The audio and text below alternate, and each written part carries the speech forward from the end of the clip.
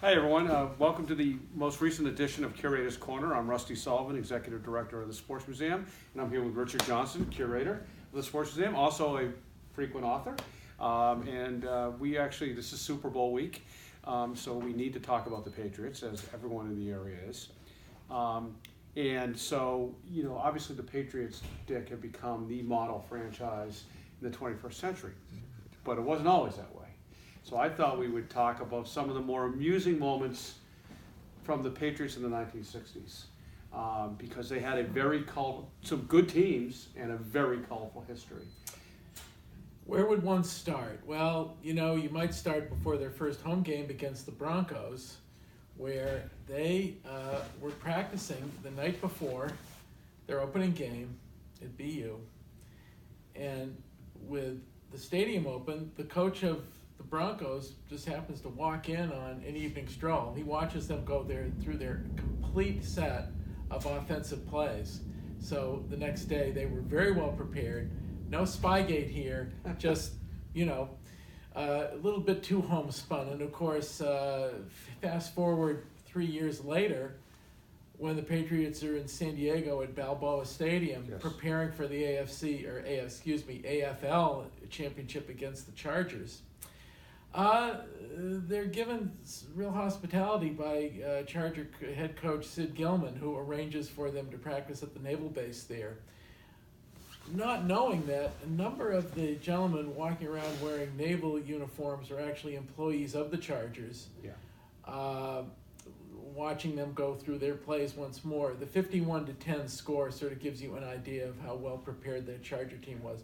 Also a Charger team that was the first team in pro football to universally be using steroids too. So the Patriots were victims of some skullduggery, so to speak. Oh yeah. Let's talk about the man in the trench coat. This is just we have this in our video archive. It's just so surreal.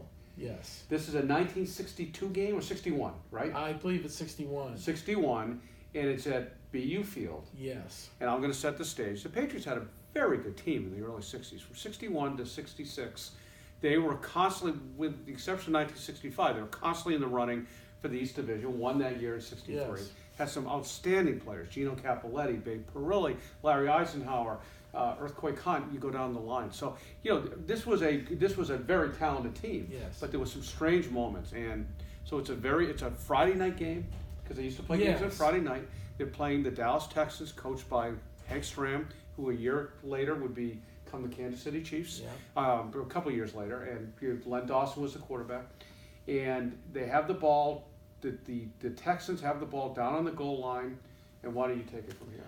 Well, they have it on the goal line, and last play of the game. The last play of the game, the crowd is sort of surging towards the field. They're surrounding the end zone, and then a spectator actually gets into the defensive formation for the Patriots. Actually comes onto the field and gets into the defensive set and knocks the pass away. That basically comes in, interferes with the play, and the refs, allow it to go.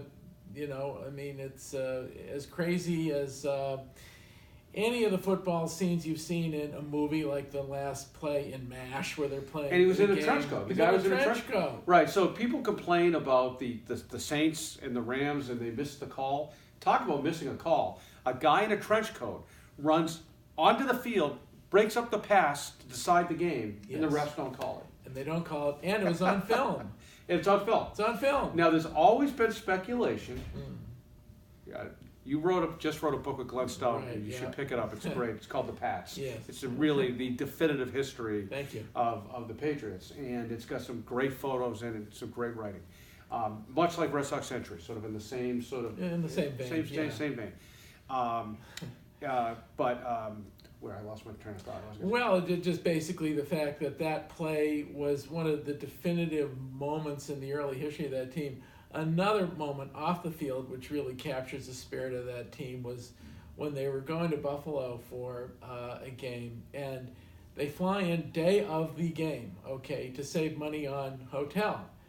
They go to a hotel, but they're told they can go to their rooms and take a nap, but not go under the covers, because if they went under the covers, they'd be charged twice the rate that they were being charged just to, being able to go to a hotel to take a nap before the game. The sort of the weirdness of all of that, the real homespun quality of that. The other thing is they had practices for at least a couple of years at White Stadium at Logan Airport. So that stadium that you see as you go, in and out of the airport, at one point that used to be a grass field stadium. It's now artificial turf, but it's where high schools played, local teams played. It is where our professional football team held practices for at least 2 years, and they would screen game film on a bed sheet strung from the rafters of the superintendent's office next to bags of grass seed. I mean, so was the man in the trench? This is Billy Sullivan was the owner, right? And look at, if not for Billy Sullivan, the Patriots would not exist. I mean, he sort of, with a lot of bluster and blarney, got the franchise and kept it afloat for years and years. Was he the man in the trench coat? No, he wasn't the man in the trench coat. On. He wanted people to believe he was the man in the trench coat, and I sort of refer to him as football's happy warrior. I mean, a lot of what he did was behind the scenes stuff. For example, his Boston College classmate, Tip O'Neill, was one of the people he went to in Washington when the league was seeking to join the NFL. The merger had to clear some political hurdles. Billy helped to do that. So he was not a Lamar Hunt with deep pocketbooks, but he was someone who was a passionate follower of the game. He had worked with Frank Leahy at both BC and Notre Dame. He brought that passion to his endeavor here. And, we'd have a pro football team in Boston without him, but it wouldn't be the Patriots, and it wouldn't have the same colorful history that they've emerged from. I mean, part of the glory of this current franchise is where they've come from. Absolutely. And the journey is wonderful, and the fact is that it's a team that also sports, I'd say, probably the most worthy candidate for enshrinement in Canton, who's not enshrined, in Gino Cappelletti. Absolutely. He's really the Phil Rizzuto of pro football, in that he was a really, really good player, the all-time leading scorer in AFL history, which that alone should gain him enshrinement, and as a broadcaster and goodwill ambassador, actually second to none. A great gentleman, and a lot of those 60 Patriots are great guys. Tom Usick, Larry Eisenhower, all have been on the scene for years and years. It's been terrific. Let's flash forward. I agree with you about Gino. Mm-hmm. Let's flash forward later in the decade. The Patriots, under Mike Holloway, as I mentioned, had some great teams in the 60s. Then they fall on hard times. And, some of the key guys get older, happens. And so now they're in the market for a new coach after the 68 season. And so the Jets had played the Colts, the famous game with Joe Namath guaranteed the victory. Yes. One of the most famous and most influential games in the history of pro football. And the assistant coaching staffs on those two teams included the likes of Chuck Noll, who was soon hired by the Pittsburgh Steelers, Buddy Ryan, who was the defensive coordinator of the famous '85 Bears. Patriots didn't hire either one of those guys. Instead, they hired, as their new coach, Jets offensive coordinator Cleve Rush. Yes. Can we talk about Cleve Rush's arrival in Boston? Yeah, I mean, Cleve Rush, his arrival in Boston was rather interesting, because at the press conference to announce his hiring, the microphone he touched was live, and Will McDonough dashed up and separated him from the microphone, possibly saving his life. And probably the best quote Rush gave in his brief tenure in Boston was, "I knew Boston was a tough town, but," a great line. He was a troubled person, and Lee Montville writes an essay about him in the book that Glenn and I did. Rush was extremely troubled. He had certainly been a great assistant coach, was a disaster, an unmitigated disaster as a head coach, and he had a lot of strange ideas. He had something called the Black Power defense he was trying to institute, which was a secondary of all African American players, or was it a whole defense? Well, I think it was a whole defense, and the fact is that he would argue with players about the stances that they would go in. I mean, just weird stuff that was a distraction. And this was a team that not only was just starting, to play in the NFL. I mean, they were just about to take a step into the deep waters of the NFL. They were trying to get a stadium built. So, of all people, they hire someone who had no public relations value at all, while they're trying to get a foothold in the very competitive sports market of Boston.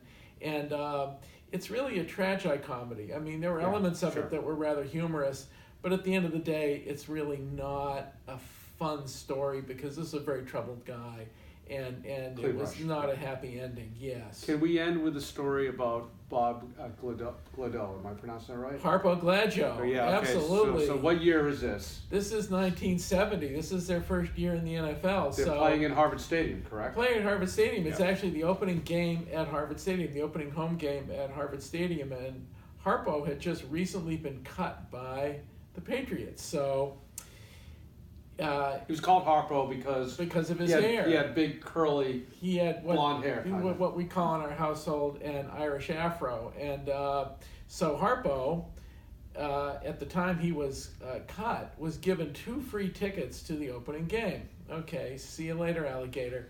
So he's at the game with a friend on the day after a night where he and his friend had done a lot of partying. They'd had a great time, but they decided to go over to Harvard.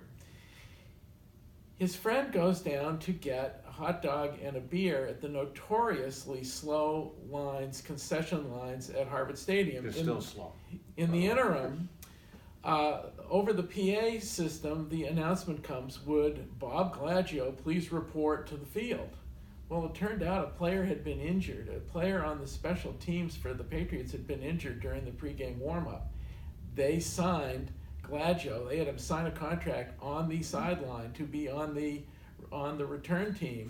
So by the time his friend gets back with a couple hot dogs and a couple of beers and notices the empty seat, at that point, the PA system, the announcer says, "Tackle made by Bob Gladeau," and I am sure that